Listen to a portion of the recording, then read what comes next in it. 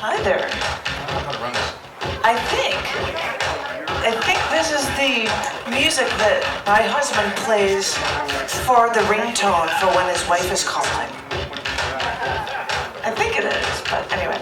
Hi, my name is Janet. It's really, really bright here. I wanted to share with you some news, and that is that I am the editor of 2 literary magazines at Scars Publications, scars.tv, if you wanted the web address for that. And the 2 magazines, I've just moved here from Chicago, which is why I happen to be wearing a Chicago shirt. And the Australian Open just sent it, and that's why I've got the tennis stuff on. But anyway, 2 literary magazines. The first ones that I'm releasing since living here for Down on the Dirt magazine, which is The Breaking, and CC&D magazine, which this issue is called Nighttime City. These are now issues that are done every other month, and they're released on Amazon.com. They're 108-page perfect bound ISBN books. And this is actually a cover picture that happened to be by my husband, John Yatko, because he happened to be flying around downtown Chicago and managed to get, like, the John Hancock building. I'm like, that's awesome. So anyway, just wanted to shout that out. And if anybody wanted to submit poetry, you can always go to scars.tv and learn about it. I'm putting those books down. I was going to read a few poems, and I just picked a book to do it from, and this is a book called Part of My Pain, because don't we all feel that sometimes? A veces, right? This, totally different themes. This one is called One by One, The Beech Trees Fell. I have lived at this grove all my life. The beautiful trees have always lined the roads. The beech trees even lined the drive to our house. Everything was blooming by the end of May, and you came in from the coast to our home, and the war didn't touch here. Could hear noise from the distance one morning. He told me that the trees had already been felled on the General Field Marshal's urgent orders. Rommel was sure an attack was imminent, so they couldn't leave trees for the enemy hideouts. So they fell our trees, one by one. Looked out the front of the door, saw our stripped land. These trees have souls, and no one mourns for the loss of a species alive on this land longer than we. They did not do this everywhere. I hear they left some trees up in fields so glider planes could be destroyed while landing. Well, what lives are worth saving, I thought, as the soldiers were doing their job after the beech trees fell.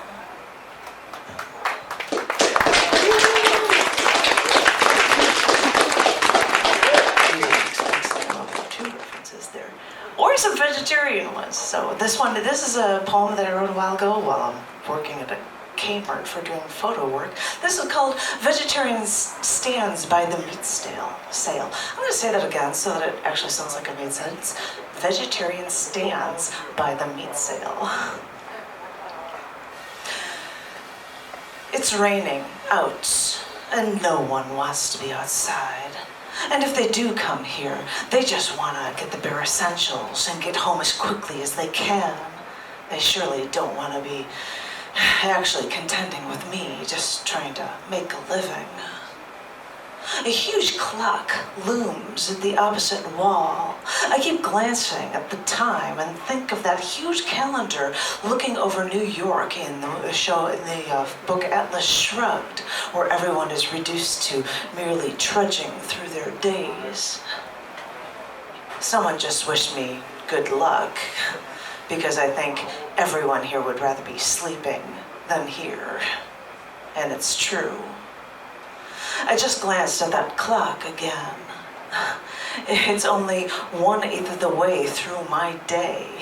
And this woman who has chosen to not have children has to keep smiling despite the weather and fawn over every passing child I see.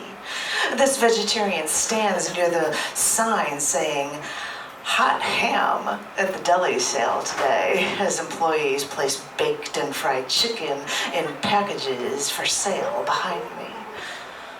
I try to smile because it's my job even though it's raining outside, as the second hand seems on that clock to tick more slowly today.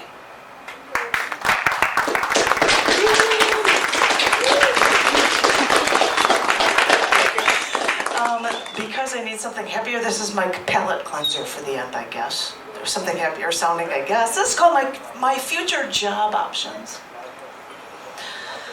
Okay, so I can't hold a job in my own profession, and I can't even get a job at the mall.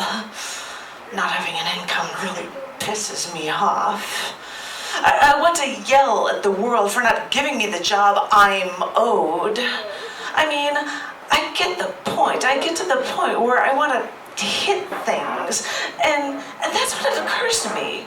The frightening thing is telling my husband that I'm meant to be a dominatrix. When my analytical side dominates me, I see how this makes perfect sense. No sex, no nudity, just make men feel like shit at an hourly wage. This is really beginning to appeal to me. But after my husband has been adequately frightened, he checks online and tells me that it was illegal. Is he telling me this because he doesn't want me to do it? But I want it to be legal. I want to be able to say that I legally degrade men for a living and make good money at it, actually. I guess it figures. I found another profession I'm good at, and I still can't get a job. Thank you.